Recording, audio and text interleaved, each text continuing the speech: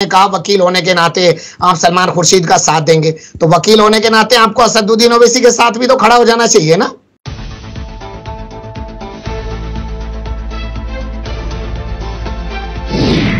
धाकड़ खबर, बेखौफजुमा बेबाक अंदाज। धाकड़ खबर में आपका स्वागत है। मैं आपके साथ हूं अकरम रईस खान। कभी कभी खबरों के अंदर भी खबर छिपी होती है, बल्कि मैं तो हमेशा ये कहता हूं कि खबरों के अंदर ही खबर होती है और उसी के बारे में अपने व्यूअर्स को, अपने दर्शकों को बताना चाहिए। और यही जिम्मेदारी एक पत्रकार के नाते बनती भी है। भाई खबर तो आपको पता ही चल गई, भला जगह मेट्रो का पुल गिर गया जी, भाई क्यों गिरा, कैसे गिरा, क्या हुआ और उसके बाद सरकार क्या कदम उठा रही है, खबरों के अंदर की खबर आपके पास होनी चाहिए। मोदी सरकार ने यह कह दिया तो उसका क्या मतलब मिलता है, या सिर्फ मोदी का बयान चलाते जाए मीडिया, ये उसकी जिम्मेदारी नहीं बनती है। तो 2024 का चुनावी नतीजा आया, उसमें जितनी चर्चा मुसलमानों को लेकर की जानी चाहिए कि उन्होंने जिस तरीके से जान की बाजी लगाकर वोट किया, उतनी चर्चा नहीं की जा रही है। जिन लोगों ने मुसलमानों का वोट लिया और संसद में पहुंच गए, जो बाहर बड़े भाषण भी बन रहे थे, मुसलमानों के बड़े हितैषी दिखने की कोशिश कर रहे थे, वो जाके संसद में मुसलमानों पे बात नहीं कर रहे हैं। ICC, Indian Islamic culture centre है दिल्ली के अंदर, वो कह रहा साहब हम तो इस्लामिक कल्चर सेंटर को जो है प्रोटेक्ट करते हैं, सेंटर हमने बना रखा है, वहां पे चुनाव चल रहा है, उस चुनाव को कैसे देखा और समझा जा सकता है। और मुसलमानों के अंदर आखिर वो शऊर, वो तमीज कैसे पैदा होगी कि वो अपने वोट से सिर्फ यही ना करते रहे कि सिर्फ बीजेपी को हराना है या अपने उन लोगों को जिताना है जो हमारी बात कर सके संसद के अंदर, विधानसभा के अंदर। इन्हीं तमाम चीजों के आसपास अपनी बातचीत को रखने की कोशिश करेंगे, क्योंकि हमारे साथ स्काइप के जरिए जुड़ने जा रहे हैं महमूद पराचा साहब। एडवोकेट हैं, आप जानते ही हैं, देश ही नहीं दुनिया में उनकी एक पहचान बन चुकी है। तो मुझे लगा कि इन तमाम चीजों पर उनसे ज्यादा बेहतर बातचीत करने वाला कौन होगा। बहुत शुक्रिया सर वक्त देने के लिए।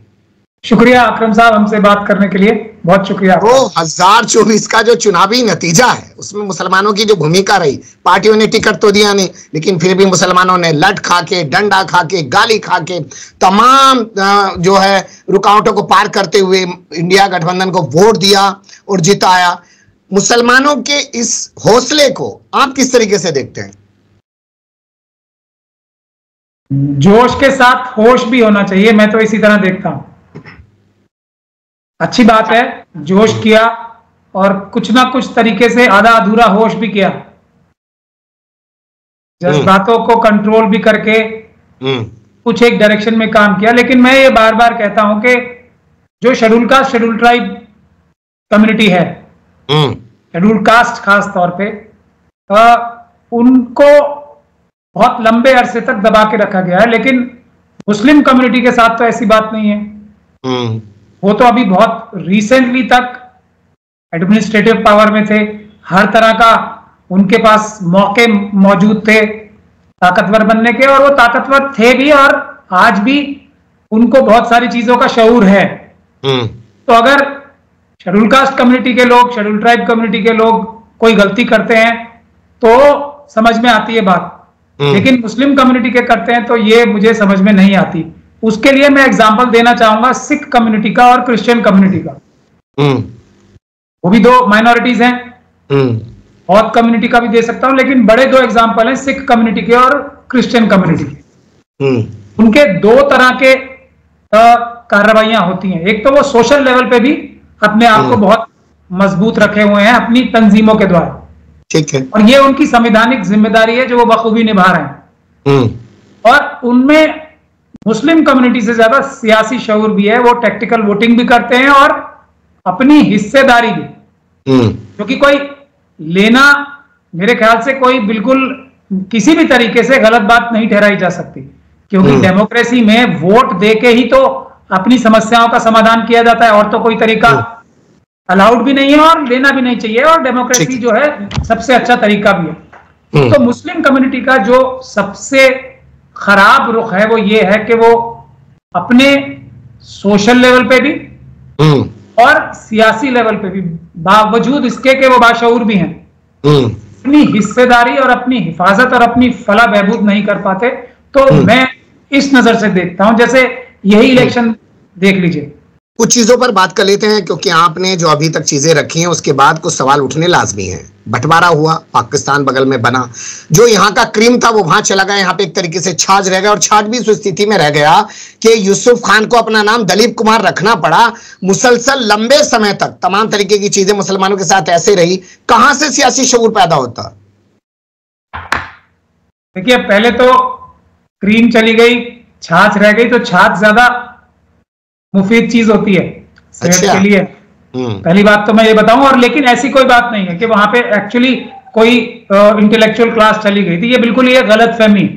प्रैक्टिकली अगर देखा जाए तो ऐसा नहीं हुआ था, लेकिन एक माहौल बन जाता है तो वो बन जाता है। जो मुल्क की तकसीम कराई वो मुसलमानों ने नहीं कराई, लेकिन एक माहौल बन गया तो वो बन गया है। आरएसएस और जिन्ना ने कराई थी तकसीम, दोनों ही वो आरएसएस के लोग थे, जिसका निशाना मुस्लिम कम्युनिटी थी सबसे पहला, और भारत देश था। तो हम लोग अपने नैरेटिव्स और अपनी हिस्ट्री भी नहीं आज तक ठीक से समझ पाए, ये सबसे बड़ी प्रॉब्लम है। आप मुझे बताइए कौन सा इंटेलेक्चुअल चला गया वहां? कोई फ्रॉडुलेंट इंटेलेक्चुअल जिन्ना जैसा हो तो वो चला गया, पढ़े लिखे होने से कोई इंटेलेक्चुअल नहीं होता है। जो लोग यार रुके वही इंटेलेक्चुअल थे, ठीक है, मेरा ऐसा मानना है।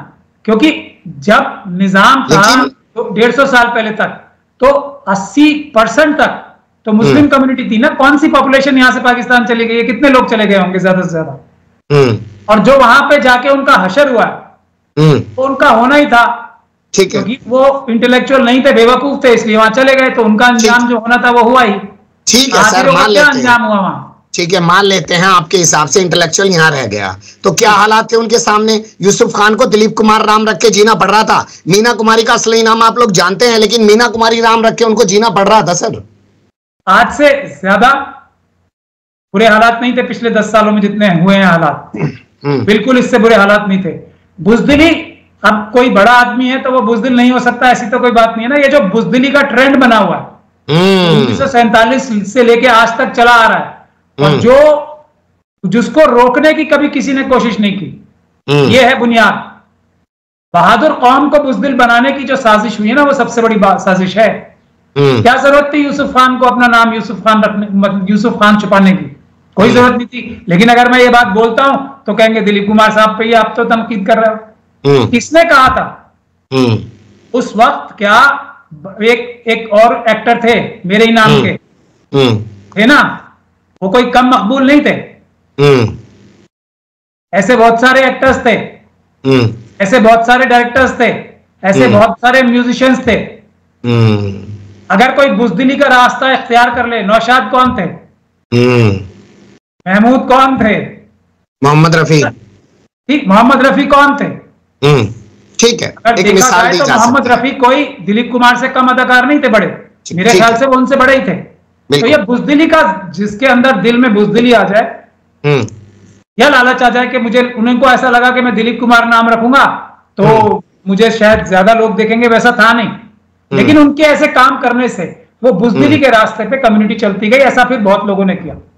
चलिए, आप मानते हैं कि एक बुजदिली थी, हालांकि कुछ लोग कहते हैं कि ये मसलहत है और हिकमत है, और मसलहत और हिकमत के चलते ही पिछले 10 साल का जो दौर चल रहा है उसमें वो कह रहे हैं कि ज्यादा मत बोलो, खामोश रहो, सिर्फ वोट डालने जाओ। तो उनकी बात सुन के अगर मुसलमान जान पे खेल के वोट दे रहा है तो आप उनकी तारीफ तो करिए कि इस देश के लोकतंत्र को बचाने के लिए अगर सबसे ज्यादा किसी ने भूमिका निभाई है, मॉब लिंचिंग झेली, मार कुटाई झेली, गाली गलौज झेला, मस्जिदों पे दरगाहों पे हमले झेले, तमाम चीजें झेली, फिर भी मुसलमान खामोश बैठा है, तारीफ तो करिए उनकी।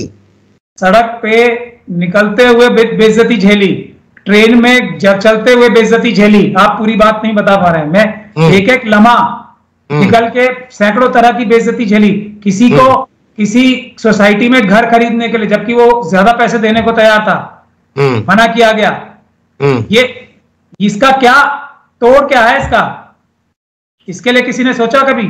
जब तक ऐसी क़यादत हम नहीं चुनेंगे, जो ज़हीन तो चाहे बाद में हो, बहादुर पहले हो, और जहानत और बहादुरी दोनों का मिक्सचर वाली क़यादत नहीं ढूंढेंगे हम जिस रास्ते पे जा रहे हैं, खासतौर पे मुस्लिम कम्युनिटी, वो मेरे ख्याल से शेड्यूल कास्ट कम्युनिटी से और शेड्यूल ट्राइब कम्युनिटी से भी बदतर होने जा रही है। लेकिन आज तो ऐसा नहीं है। आज की तारीख तक भी शेड्यूल कास्ट और शेड्यूल ट्राइब कम्युनिटी का हाल मुस्लिम समाज से ज्यादा खराब है, लेकिन हम उस रास्ते पे बढ़ जरूर रहे हैं, बहुत तेजी से बढ़ रहे हैं। इसमें कोई शक कह रहे हैं कि मुसलमानों का हाल दलितों से बदतर नहीं है। सच्चर कमेटी, रंगनाथ मिश्रा कमेटी, तमाम तरीके से लोग बता रहे हैं कि मुसलमानों का हाल दलितों से बदतर हो चुका है। खैर आगे बढ़ते हैं। मुसलमानों ने पूरे जोश के साथ वोट दिया और जो अहंकार में डूबे हुए थे उनका अहंकार डाउन किया, इससे कोई इनकार नहीं कर सकता। लेकिन जिन्होंने मुसलमानों का वोट लिया, जब वो लोग संसद में पहुंचे, चंद्रशेखर आजाद हो, राहुल गांधी हो, अखिलेश यादव हो, तमाम जितने बड़े नेता हैं, उन्होंने मुसलमानों की तो कोई बात नहीं की। तो क्या उन्होंने मान लिया है कि ये तो हमें ही वोट देंगे, चाहे हमें टिकट भी ना दें, ना इनकी बात करें? नहीं, इनकार नहीं किया तो इकरार भी तो नहीं किया। इकरार किया है। इसीलिए बुनियादी चीजों पे जाना चाहिए। किसी ने इकरार किया इस बात का कि मुस्लिम कम्युनिटी ने नंबर 1, उसके बाद शेड्यूल कास्ट और शेड्यूल ट्राइब कम्युनिटी ने, अगर आरएसएस और बीजेपी के सामने ढाल बन के नहीं खड़े होते तो ये हालात नहीं होते। और उनके दूसरे चुनाव के धांधली करने के तरीके भी बहुत सारे थे, लेकिन जो उन सारी धांधलियों को ओवरकम किया, ये बिलखुसूस इन्हीं कम्युनिटीज ने किया। चाहे आप नॉर्थ ईस्ट में देख लें, या फिर सेंट्रल इंडिया में देख लें, या साउथ इंडिया में कहीं भी देख लें। तेलंगाना की जीत भी मैं ये कहता हूं, कर्नाटक की जीत भी, ये शेड्यूल कास्ट और मुस्लिम वोटों पे ही निर्भर है कांग्रेस की। ठीक है, बुनियादी बात है। तो लेकिन कमी कहां आ रही है, उस पर सोचना जरूरी है। ये तो हो गई आपकी और मेरी शायरी, जो शायरी और जो तकरीरें और जो बढ़िया जज्बाती भाषण, ये तो हमने प्रॉब्लम बता दी, आपने और हमने मिलकर। लेकिन समाधान पे मैं बाद में आना चाहता हूं। मैं कुछ और चीजों की बात करना चाहता हूं। आपके पुराने की योद्धा हैं चंद्रशेखर आजाद और रावण, संसद से बाहर बोल रहे थे कि मैं अकेला ऐसा नेता हूं जो मुसलमानों के लिए नेशनल मीडिया पे बोलता हूं कि उनके 20 मिनट नमाज पढ़ने से कौन सी आफत आ जाती है। लेकिन जब संसद में बोलने का मौका मिलता है ना, तो हलक से मुसलमान शब्द ही नहीं निकल पाता। देखिए, वो मैं उनका लीगल एडवाइजर था, मैंने उनको बड़े भाई की तरीके से जितनी मेरी सलाहियत थी हमेशा मदद की, और कभी ऐसा नहीं रहा कि मैंने उन्होंने मदद मांगी और मैंने ना की। इसका बरक्स जो है वो सही नहीं है, ऐसा मैं कह सकता हूं। हालांकि मैंने कभी कोई मदद मांगी भी नहीं है, और अल्लाह ना करे ऐसा वक्त आए कि जब किसी से मदद मांगने वाला मुझे वो बनाए अपने अलावा। ठीक है। तो लेकिन आप ये बताइए कि इस तरह की कारगुजारी कि हम मदद कर रहे हैं, आज भी अगर चंद्रशेखर साहब मुझे मिलेंगे तो बड़ा भाई कह के मिलते हैं। ये पूरी कम्युनिटी ने ऐसा किया। हालांकि उनसे कम्युनिटी की बहुत सारी शिकायतें हो सकती हैं और आगे आने वाले टाइम में और भी हो सकती हैं। तो लेकिन बात यह है कि ये जो अपना विकार, अगर मैं बराबरी का दर्जा पाने के लिए किसी और सामने वाले से 10 गुना ज्यादा मेहनत करता हूं तो बराबरी का दर्जा लेता भी हूं ना फिर। ये है बुनियाद और ये है सोल्यूशन। बुनियाद और सॉल्यूशन पे ही आगे बढ़ना चाहता हूं। कोई पहली बार तो मुसलमानों, देखिए अकरम साहब, एक बात और मैं कहना चाहता हूं, एक सेंटेंस और बोलने दीजिए। बोलने वाले, सिर्फ बोलने वाले आपके दोस्त नहीं है, बल्कि आपके दुश्मनों से भी बुरे हैं, मैं ये मानता हूं। बोलने वाले नहीं, बोलने वाले कम, करने वाले चाहिए। पार्लियामेंट में बोलने से कुछ नहीं होता, चाहे असदुद्दीन ओवैसी साहब बोले या चंद्रशेखर साहब बोले, कुछ नहीं होता। मेंबर ऑफ पार्लियामेंट सिर्फ पार्लियामेंट में बोलने के लिए नहीं होता है, उसकी ताकत बहुत है। ठीक है, अगर किसी को नहीं आती तो वो मुझसे आके पूछ सकता। ठीक है, अब आपके ही अनुभव है। अगर मैं आपको कोई, देखिए, अगर मैं आपके लिए कोई काम करता हूं और वो कॉन्ट्रैक्ट है, वोट एक कॉन्ट्रैक्ट है, ठीक है, तो मैंने अपना फैसला किया तो आपको मेरी मदद करनी है। इस पे जब तक हम नहीं आएंगे, जब तक कुछ नहीं होगा। ठीक है, आपके अनुभव को लेके बात कर लेते हैं। आपने बताया कि चंद्रशेखर के साथ आपने क्या क्या किया और पलट में आपको क्या मिला। क्या 75 साल से तमाम मुसलमानों के साथ यही नहीं किया जा रहा? आते हैं, मुसलमानों का वोट लेते हैं और बाद में फिर उनके साथ इसी तरीके के जो है धोखाधड़ी की जाती है। चाहे मायावती को देख लीजिए, मुलायम सिंह को देख लीजिए, लालू प्रसाद यादव को देख लीजिए, तमाम जितने समाजवादी नेता बने घूमते हैं, कांग्रेस हो या और भी लोग, यही तो कर रहे हैं। जैसा आपको ठग लिया वैसे आम मुसलमानों को ठग रहे हैं। तो आम मुसलमानों पर इतने सवाल क्यों? आपके ऊपर भी सवाल होना चाहिए फिर तो। मैंने अपनी इज्जत और वकार, मुझसे जब कोई बात करेगा तो अगर रिस्पेक्ट से नहीं करेगा तो बराबरी से करेगा। यही एक की है। मेरे तरह के जैसे जैसे मेरे तरह के लोग बढ़ेंगे वैसे वैसे हक भी मिलेगा, तरक्की भी मिलेगी, फला बहबूद भी मिलेगी। भले ही मैं मर जाऊं या बर्बाद हो जाऊं, मैं कांग्रेस पार्टी में भी रहा हूं, लेकिन मैंने अपना इज्जत और वकार, हो सकता है कि बहुत सारे लोग ये बात कहते हैं और वो सच भी है कि उतनी बड़ी सक्सेस जितनी कहते हैं लोग आपकी बड़ी शख्सियत है और आपसे ज्यादा बड़ी शख्सियत किसी की हम देखते नहीं है, ये सब चीज कहते हैं, और आपको उतनी पॉलिटिकल सफलता नहीं मिली है या ज्यादातर सफलताएं नहीं मिली हैं, तो सफलता ले लो और बेइज्जती के साथ ले लो, या इज्जत बना के रखो और वेट करो हौसले से कि सफलता इज्जत के साथ मिले, यही की है।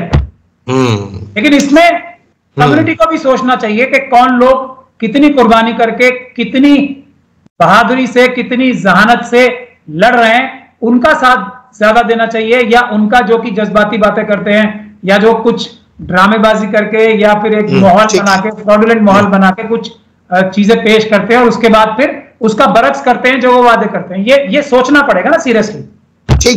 ठीक है, आप समझ लेते हैं और विस्तार से। आपने कहा कि कम्युनिटी को सोचना चाहिए, यानी कि कौम को सोचना चाहिए। क्या आपको लगता है कि मुसलमान जो हैं उस स्थिति में पहुंच चुके हैं, चारों तरफ एक डर का माहौल है, उन्हें लगता है अच्छा चलो ये चुनाव लड़ रहा है, हम मुसलमान इसको वोट दे देंगे, ये जीत जाएगा, कम से कम बीजेपी रुक जाएगी, वो इसी समय अभी लगा हुआ है, वो डिसाइड नहीं कर पा रहा है कि उसका लीडर कौन होना चाहिए? क्योंकि कोई भी, मैं बहुत महत्वपूर्ण सवाल पूछ रहा हूं, उसमें मैं भी शामिल हूं, कोई भी इस कौम के सामने कोई खाका पेश नहीं कर पा रहा है।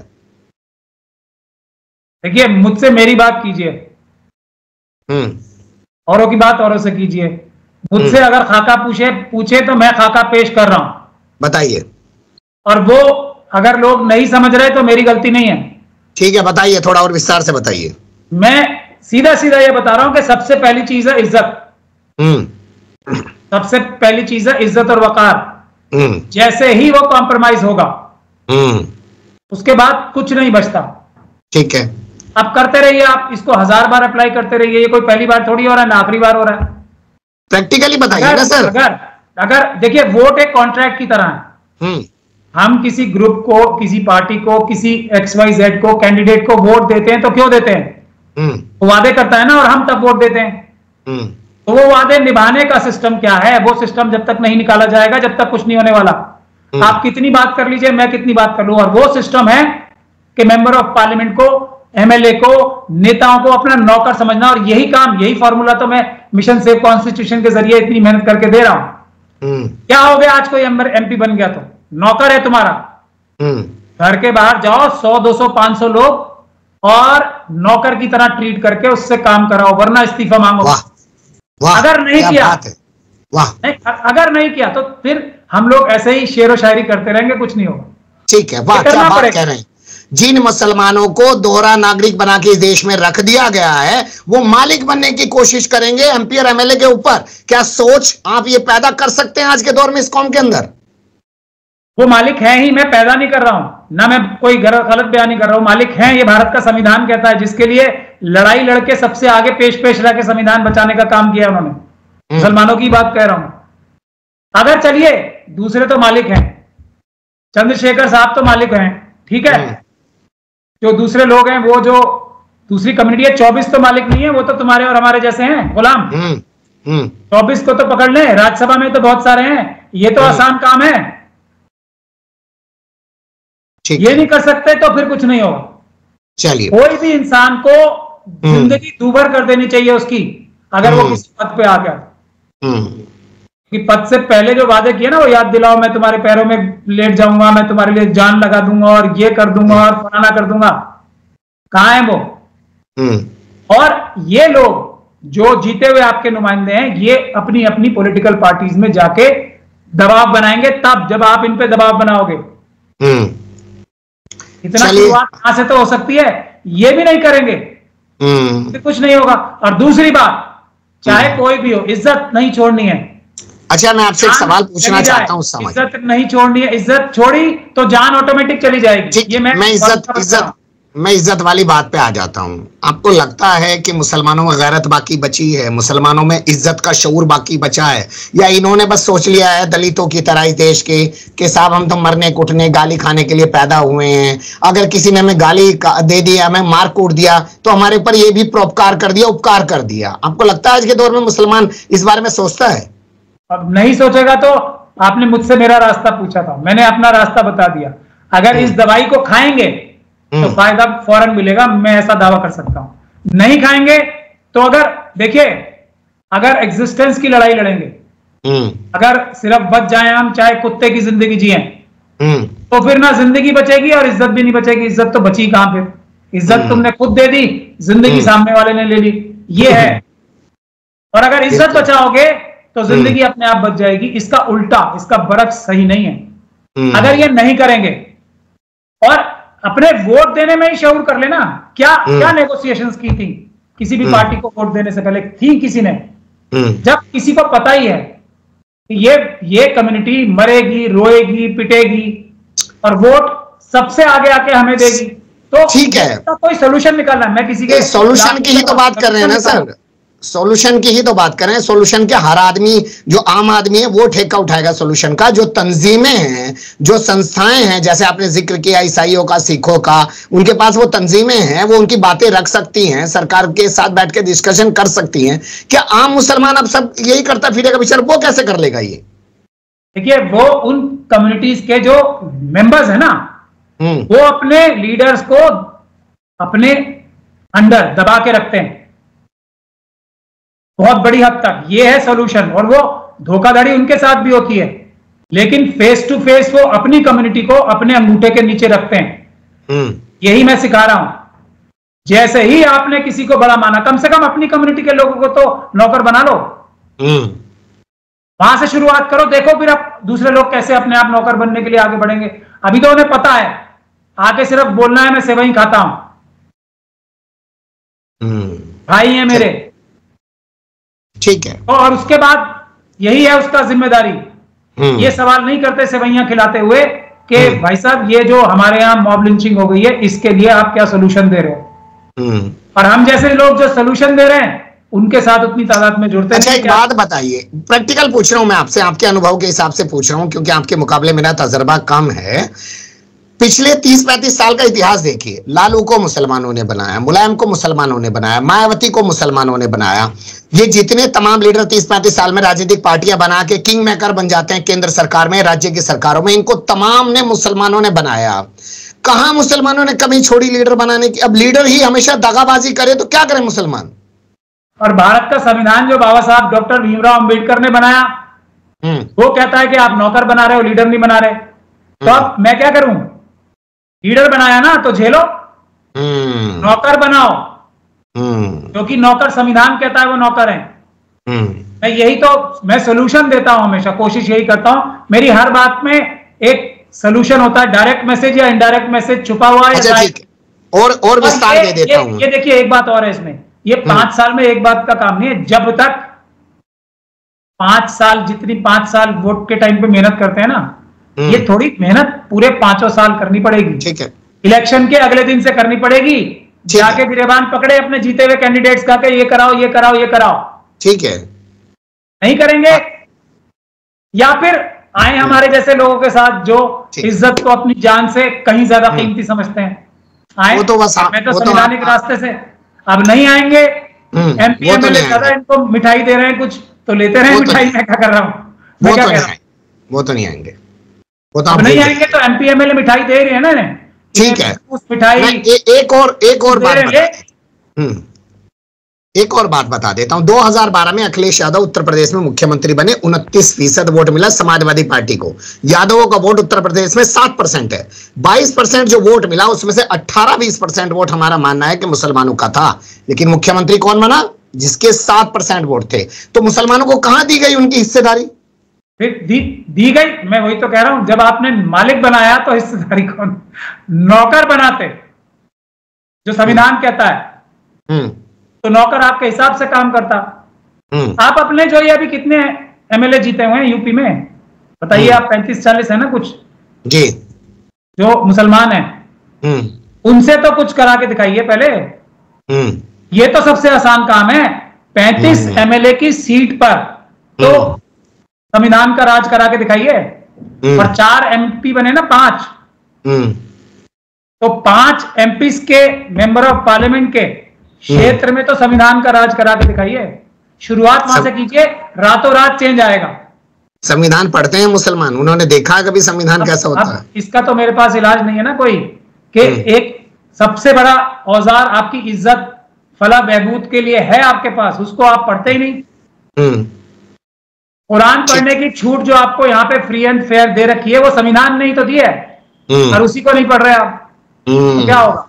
आपका मजहब जो आज हमला हो रहा है जिसपे, उसकी हिफाजत की कुंजी रखी हुई है संविधान में, आप उसे ही नहीं पढ़ेंगे। आप जाएंगे और पता नहीं क्या क्या करेंगे, किसी के पीछे लगेंगे, किसी को भाग भाग के जान की हथेली पे रख के और पता नहीं क्या क्या हथेली पे रख के वोट देंगे, पैसे भी देंगे, गाड़ी भी देंगे, घोड़ा भी देंगे, पोस्टर भी लगाएंगे, दरिया भी बिछाएंगे, वोट भी देंगे, लाठी भी खाएंगे, और जो संविधान में इन सब चीजों का रास्ता है उसको पढ़ेंगे नहीं, तो मेरे पास तो कोई इलाज नहीं। चलिए खैर, जो कौम आज कुरान नहीं पढ़ रही है, मस्जिदें वीरान पड़ी हुई हैं, सुबह मुसलमानों के मोहल्लों में जाके देखिए 11-11 बजे तक दरवाजे नहीं खुलते हैं, जिस कौम का ये हाल हो गया हो, तो अंजाम क्या होगा? वही होगा जो हो रहा है, जो आप बात कर रहे हैं। खैर, हम चलते हैं इस्लामिक कल्चर सेंटर की तरफ। अब यहाँ पे आपको क्या लगता है, जो इस बार चुनाव होने वाला है उसके बाद इस्लामिक कल्चर की यहाँ पे जो है बढ़ोतरी होगी, सुरक्षा होगी, या फिर वही कुर्सी पे बैठ जाओ, आरएसएस और इजराइल के लोगों को खुश करो, कमरे उनको दो, उनको बुलाओ, उनकी बड़ी बड़ी कॉन्फ्रेंस कराओ, क्या होगा? अगर कमरे और कॉन्फ्रेंस ही दे तब भी मैं शांत रहूंगा, मतलब मुझे ज्यादा तकलीफ नहीं होगी। जो मुस्लिम कम्युनिटी की गलत पिक्चर पेश करते हैं कि हम लोग आतंकवादी हैं और हम लोग ठीक करने की कोशिश कर रहे हैं आतंकवादियों को, ये जो नैरेटिव झूठा बनाया जाता है, उसको जो तकवीत देते हैं, और वो भी एक सेंटर के तौर पे, वो तकलीफ का बायस है। मुझे कुछ लोगों ने कहा कि आप भी लड़ो इलेक्शन, मैंने कहा मेरे से अभी, मैं एक जो बड़ी लड़ाई लड़ रहा हूं ईवीएम की, उससे मुझे सांस लेने का भी वो नहीं है। अगर ये जो वोट देने की जो आपको एक मौका और सलाहियत है ना, जिसको देके आप मतलब कुछ घंटों तक या कुछ दिनों तक खुश हो जाते हो, अगर ये मैंने ईवीएम की लड़ाई नहीं लड़ी तो वही चला जाएगा। तो आपकी जो एक उम्मीद रहती है ना 5 साल के वोट देंगे और ये कर देंगे, वो बचाने के लिए लगा हुआ हूं, मेरे पास टाइम नहीं है। और दूसरी बात ये कि बुनियादी सवाल फिर मुझसे कहा जा रहा है कि आप कुछ कैंडिडेट्स की सपोर्ट करो। मैंने एक कैंडिडेट से ये पूछा कि आप भाई साहब मुझे ये बता सकते हैं आप लड़ क्यों रहे हैं चुनाव, तो वो नाराज हो गए। नहीं, आपको तो वकील का धर्म निभाना चाहिए। सलमान खुर्शीद साहब वकील हैं, उनको सपोर्ट करना चाहिए आपको। तो मैं क्या कह रहा हूं, एक तो मेरे सर पे अगर ये थोड़ा ये जो लड़ाई लड़ रहा हूं इस वक्त में, और उसमें अभी मेरा हाथ बहुत तना है, अब लोग दोबारा जुड़ रहे हैं, तो उससे मुझे टाइम मिलेगा तो जरूर मैं अपनी जो वकालत की जो दोस्ती है या भाईचारा है वकालत का, उसमें साथ दूंगा। लेकिन मैं आपसे बुनियादी सवाल पूछ रहा हूं, इंडिया इस्लामिक कल्चरल सेंटर का मकसद क्या है? इस्लामिक कल्चर को आगे बढ़ाना, तकवीत देना, लोगों को बताना क्या इंडियन इस्लामिक कल्चर क्या है। बिल्कुल, ये है ना। क्या इनमें से एक भी कैंडिडेट ऐसा है जो बिरयानी नहीं खिलाते वहां पे? वो बिरयानी नहीं खिलाते हैं वो लोग। वो बिरयानी खिलाते हैं, लेकिन वो कल्चर नहीं है। वो बिरयानी भी एक ही तरह की खिला रहे हैं, वो इंडियन कल्चर नहीं है। मैं बिरयानी को मना नहीं कर रहा, एक तरह की नहीं है ना, हैदराबादी भी है, लखनऊ की जो होती है वो पुलाव होता है, कर्नाटक की भी है, केरल की भी है। कहाँ खिला रहे हैं? एक ही तरह की खिला रहे हैं, यहाँ खिला रहे हैं। ये मैं कह रहा हूं, तो वो बात नहीं है। खैर, ये तो आप मजाहिया तौर पे कह रहे थे, मैं ये कह रहा हूं कि इनमें से एक कैंडिडेट से ये पूछ लीजिए, ये जो हमले हो रहे हैं हमारे मदरसों पे, हमारी उर्दू जबान पे, हमारे नमाज पढ़ने के तौर तरीके पे, हमारे दाढ़ी रखने पे, हमारे ट्रैवल करने पे, ये इसको बचाने के लिए इनकी सलाहियत है। ये बोल सकते हैं कि हम इसके खिलाफ ये करेंगे। ये तो ये कह रहे हैं कि हम कल्चर को और भाईचारा बढ़ाएंगे। कल्चर प्रोटेक्ट करने की कोई इनके पास फॉर्मूला भी है। तो मैं इस्लामिक कल्चर सेंटर की बात नहीं कर रहा हूं, ये बुनियाद है। इतने बड़े बड़े लोग हैं, लेकिन उनको ये नहीं पता कि बुनियादी मुद्दा क्या है। ये हम लोग को कैसे बचाएंगे? जब भी तो कल्चर डेवलप होगा। सर इंद्रेश कुमार को बुलाकर, आरएसएस वाले को बुलाकर, कॉन्फ्रेंस कराकर, अगर उसके सामने बताया जाए कि मुसलमानों की ये दिक्कतें हैं, दुश्वारियां हैं, और वो वहां रोजा इफ्तार कर ले, तो ये कल्चर नहीं बढ़ रहा है उससे। इससे कल्चर कैसे प्रोटेक्ट होगा और बढ़ेगा, ये बताइए ना मुझे। अब इंद्रेश कुमार जी को अगर इस्लामिक कल्चर हमसे ज्यादा पता है, तब तो ये काम हो सकता है। इंद्रेश कुमार जी तो इस्लामिक कल्चर को चेंज करके कोई और कल्चर बनाना चाह रहे हैं। तो बात ये नहीं है ना, ये उसका इदारा नहीं है। इंद्रेश कुमार जी ने राष्ट्रीय मुस्लिम मंच बना रखा है उस काम के लिए, वो उनका मजबूत काम चल रहा है, वो अच्छी बात है। मैं कब मना कर रहा हूं कि वो अपना काम ईमानदारी से कर रहे हैं, तो इसलिए मैं तारीफ कर रहा हूं। ये तो उनके उल्टा काम है ना जो इंद्रेश कुमार जी कर रहे हैं। इंडिया इस्लामिक कल्चर सेंटर को तो उससे उल्टा काम करना है कि जो इस्लामिक कल्चर है उसको प्रोटेक्ट करना है, उसकी अच्छाइयां और उसकी खूबियां, एक सेकंड, उसकी अच्छाइयां और खूबियां बतानी है। ये नहीं कि इंद्रेश कुमार जी कह रहे हैं आप में ये खराबी है, आप ये चेंज करो, वो चेंज करो। ये इंद्रेश कुमार जी तो उससे उल्टा काम कर रहे हैं और इंद्रेश कुमार जी के चरणों में लेटे जा रहे हैं बहुत सारे लोग। ठीक है, डोभाल साहब के चरणों में लेटे जा रहे हैं। शर्म आती नहीं है, लेकिन मुझे तो गुस्सा भी आता है। लेकिन कई बार अब मैं सोचता हूं कि मैं ही बेवकूफ हूं, क्यों मैं गुस्सा करता हूं इतना। अगर डोभाल नजर आ जाए, कहीं डोभाल साहब नजर आ जाए, मुझे देखिए दुख इतना होता है कि पैरों में लेटने के लिए तैयार हो जाते हैं। पता है। और डोभाल साहब ने देश का बेड़ा गर्क करने में कोई कसर नहीं छोड़ी है।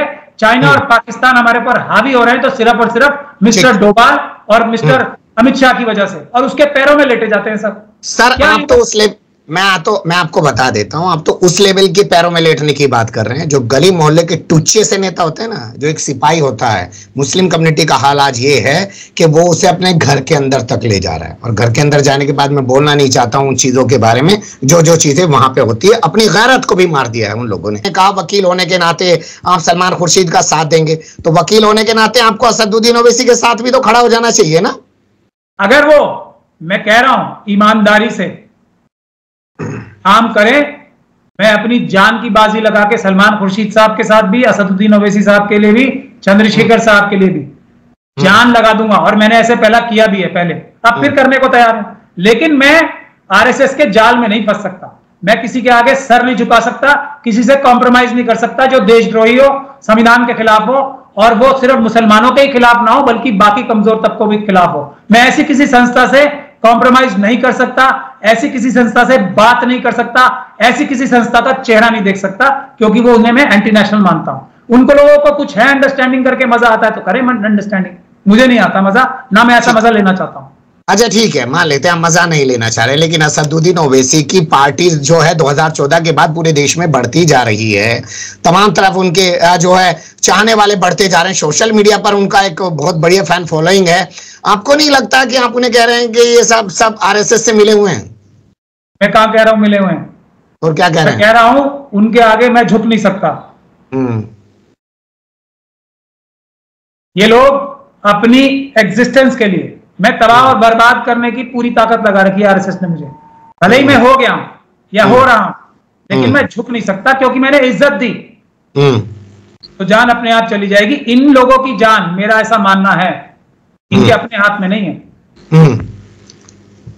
साहब जब तना मजबूत होगा, सुनिए ना सर, जब तना मजबूत होगा, जब शाख ही तो मजबूत होंगी, जब आप ही नहीं रहेंगे तो फिर क्या समाज का भला करेंगे? थोड़ा चमचागिरी करके पैसा वैसा बनाइए, मोटा पैसा कमाइए, समाज का भला करिए। ये एक फॉर्मूला है, इसको मैं इनकार नहीं करता हूं, बिल्कुल है। और किसी ने मुझे एक कहानी सुनाई आज अगर आप चाहें तो वो राज फाश भी कर सकते हैं, किसने सुनाई नहीं, आप सुना सकते हैं। हाँ, लेकिन मैं उस बात पे गौर करने के लिए मजबूर भी हूं। लेकिन मैं दिल के अंदर से कभी भी अल्लाह के अलावा किसी के सामने झुक नहीं सकता। मरना तो क्या है, अगर हमारा ईमान पक्का है तो यहाँ नहीं तो उस दुनिया में हमारे मरने के बाद हमें लोग याद करें, हमारी जबान पे चलें। मैं समझता हूं मेरी जिंदगी की सफलता उसमें भी है। अगर मेरे मरने के बाद भी, मेरी शहादत के बाद अगर लोग मेरे रास्ते को समझ के उस पर चले तो मैं समझता हूं मेरी जीत इसमें भी है। चलिए, बहुत शुक्रिया। करेंगे तो तब बहुत अच्छा होगा, मैं कुछ और भी आगे काम कर सकता हूं। चलिए, बहुत शुक्रिया, आपके जज्बे को सलाम करते हैं। वैसे आप जब इतिहास उठा के देखेंगे ना तो मुसलमानों का यही इतिहास था, और वो अपने ईमान के लिए सब कुछ कुर्बान करने को तैयार रहते थे। लेकिन आज जब आप अपनी इज्जत गिरा चुके हैं तो ईमान की क्या परवाह करोगे भाई? यही वजह है कि मुसलमान आज तमाम चीजें करने के बाद भी, वोट देने के बाद भी तमाम तरफ से रुस्वा हो रहा है, और ना जाने कब उसको ये एहसास होगा कि इस रुस्वाई के लिए वो खुद ही जिम्मेदार है, दूसरे जिम्मेदार नहीं है। जब मैं खुद अपनी इज्जत नहीं करता हूं, दूसरा मेरी इज्जत क्यों करेगा? बहुत शुक्रिया, आपने वक्त दिया। फिर आपके साथ किसी और मुद्दे पर, और हम ये बातचीत जो करते हैं इसमें बहुत सारी चीजें लोगों को समझ नहीं आती होंगी कि कहां से शुरू करा, कहां पहुंच गया, लेकिन आसान चीजों के जरिए, कुछ सवालात के जरिए लोगों के सामने कुछ चीजें रखने की कोशिश करते हैं। आपने वक्त दिया, फिर आपका एक बार शुक्रिया। आपके साथ किसी और मुद्दे पर जुड़ने की कोशिश करेंगे। मेहरबानी। बहुत शुक्रिया, बात करने के लिए बहुत शुक्रिया।